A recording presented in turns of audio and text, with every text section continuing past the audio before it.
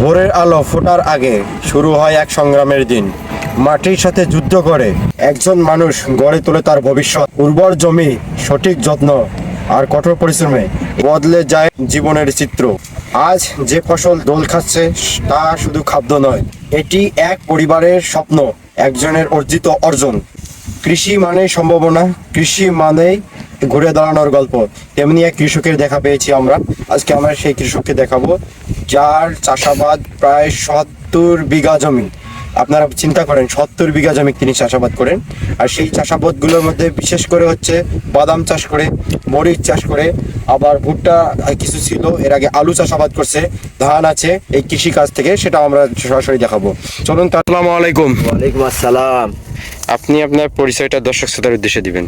আমি মোহাম্মদ আনোয়ারুল ইসলাম, গ্রাম পাঞ্জরভাঙ্গা, থানা কাউনিয়া, জেলা রংপুর। 20 বছর প্লাস হয়েছে চাষাবাদ করেন। আমি প্রথম অবস্থায় আলু, রসুন, পেঁয়াজ, ভুট্টা, মরিচ, আনুষঙ্গিক মিষ্টি কুমড়া, এইসব বাদাম, এই ধরনের ফসলি আবাদ করি। কিছু মিষ্টি কুমড়া আছে, কিছু রসুন, কিছু পেঁয়াজ, 40-45 শতক মাটি মরিচ, এগুলো নিয়ে।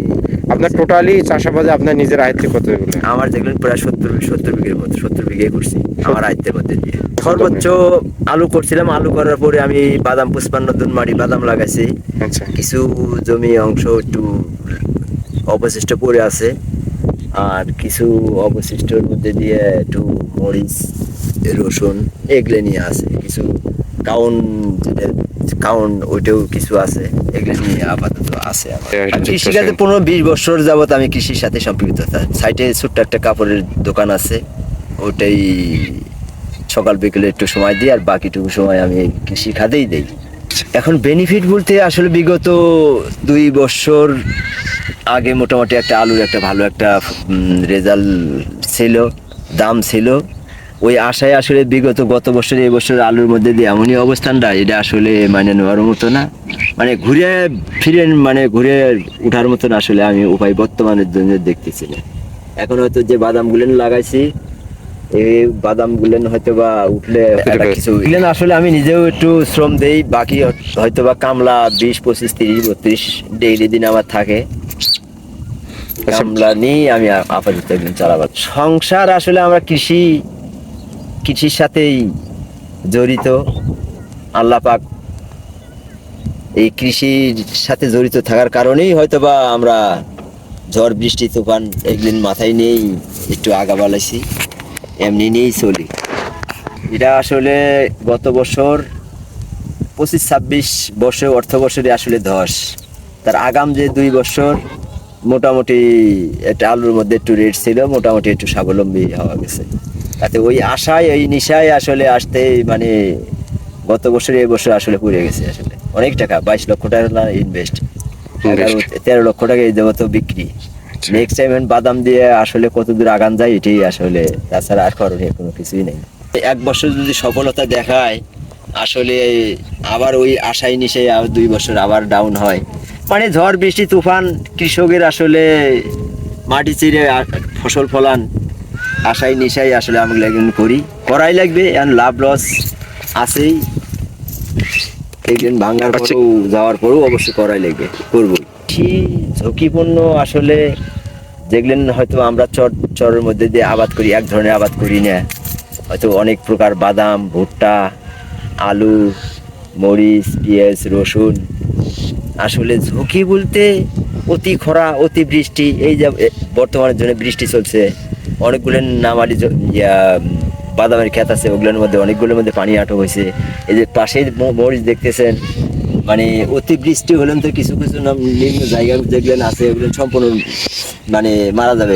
এগুলো আর আপাতত আটকিবে না। মানে অতি খরা হলে আবার আসলে বর্তমানের জন্য তেলের যে সংকট, এটা আসলে পানি সেচ দিয়েও আসলে সারা যায় না। মানে ঝুঁকি কৃষি খাতে আছেই, অতি বৃষ্টি, অতি খরা। আসলে কৃষি এতগুলো জমি আবাদ করছি, সম্পূর্ণ মনে করেন যে আসলে নিয়ন্ত্রণ একার পক্ষে কোনো পক্ষেই সম্ভব না। আমি নিজে আসলে ক্ষেতগুলো দেখি, কোন ক্ষেতে কি লাগে, কোন ক্ষেতে কোন ওষুধ লাগে, এগুলো নিয়ে আসার পর আনুষঙ্গিক যে কামলা বলে যেটা, ঠিক আছে, লেবার, এদের দিলাম যে হয়তো তোমরা পানি লাগাও, তোমরা ওষুধ লাগাও, তোমরা এনে ওই যে নিরেন বলি গ্রাম অঞ্চলে যেটা আগাছা দমন করার জন্য এটা লাগাও। আনুষঙ্গিক ভাগাভাগি করি আসলে এগুলো নিয়ন্ত্রণ করা হয়। বর্তমানে যে চ্যালেঞ্জমুখী আসলে আমরা এখন বর্তমানের জন্য আসলে যে এই বছর যে 25-26 অর্থ বছরের যে সারের যে সংকট, আমি একজন কৃষক, আমার অরিজিনালি 200-500 বস্তা সারের প্রয়োজন। এই সার আনার জন্য কোনো ডিলারের কাছে গেলে আসলে 2 বস্তা 3 বস্তা সারের উপরে আসলে দেওয়া হয় না। আমার মানে লাগে বেশি 3 বস্তা সারের জন্য সিরিয়াল লাগাই দিয়ে নিয়ে আসার পরে এখন বর্তমানের জন্য যে ঝুঁকি, নেক্সট টাইম আসলে আবাদ করার মতো কোনো পক্ষেই সম্ভব না। আরও বর্তমান চলছে মনে করুন যে হলে তেলের সংকট, মানে বর্তমানে 1 লিটার ডিজেল আনতে গেলে মনে করেন যে 115 টাকা 17 টাকা, মানে আসলে নেক্সট টাইম আবাদ করা যাবে কি না এটা আমার সম্ভাবনা হচ্ছে না। আমি খুব টেনশনমুখী, এটা আসলে খুব ঝুঁকির মুখেই আছে। নাই সার নাই তেল, এটা কোন অবস্থান দাঁড়াবে এটা আমার দ্বারা আমার ছোট্ট মাথায় আসলে কাজ করতেছে না। এটি সবচেয়ে বড় ঝুঁকি দেখতেছি।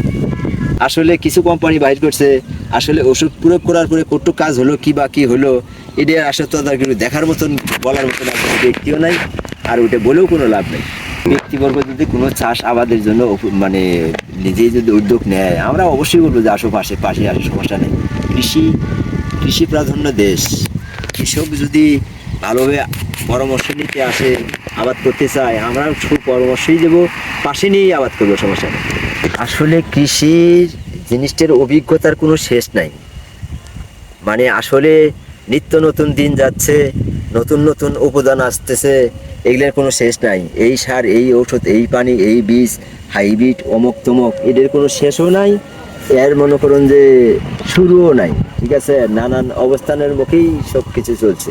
কৃষকের জীবন সহজ নয়, এখানে অনেক অনিশ্চয়তা নির্ভর করে, কারণ কৃষি ফসল আবহাওয়ার উপর নির্ভর করে, আবার বন্যা খরা সব কিছু মেনটেন করেই ফসল আসে। তো আপনারা যারা চাষাবাদ করেন আপনাকে সব কিছুই মেনে নিতে হবে। চাষাবাদ করতে গেলে লসেরও ভাগ নিতে হবে, লাভেরও ভাগ নিতে হবে। তো কৃষিতে মেইনলি বুঝে শুনে চাষাবাদ করলে এ যুগে এসে লাভ করা সম্ভব। আপনারা যারা আমাদের কন্টেন্টটা দেখলেন, ভালো লাগলে কমেন্ট করে জানাবেন। ভালো থাকবে সবাই, আসসালামু আলাইকুম।